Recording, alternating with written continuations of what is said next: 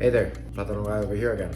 Today I want to tell you about this story that happened a couple of weeks ago. So one of my friends, he invited me to go lobster fishing. We were 5 guys and the maximum that you can get is 6 lobsters per person. So we could get 30, so we go on the boat, we start fishing the lobsters with hookahs, which are hoses that pump air so you can be on the water for a long period of time. And the day was pretty rough. There was a lot of current. We lost the lines of the hookahs that they were attached to the boat, so we had to pull them back into the boat. There was also fire coral in the water, so if you touch it, it kind of create some rashes on your skin. So it was messy. And after 8 hours of being underwater, we get out of the boat and we start counting the lobsters and measuring them to make sure that we could actually take them. And we found out that we have 29 lobsters out of the maximum of 30.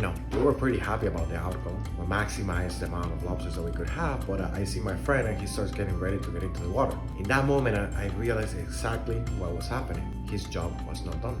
He came here to fish 30 lobster and he was not gonna leave with 29. And this is something that says about him so much more than that one extra lobster that he was going to get. It was part of his personality, part of his character, that the job only gets done once you're done with it. And I must say, this friend of mine is one of the most recognized physicians in the United States. He's a doctor of kings and a brilliant entrepreneur. So I was not surprised by his action. Let me know what you think and don't forget to follow.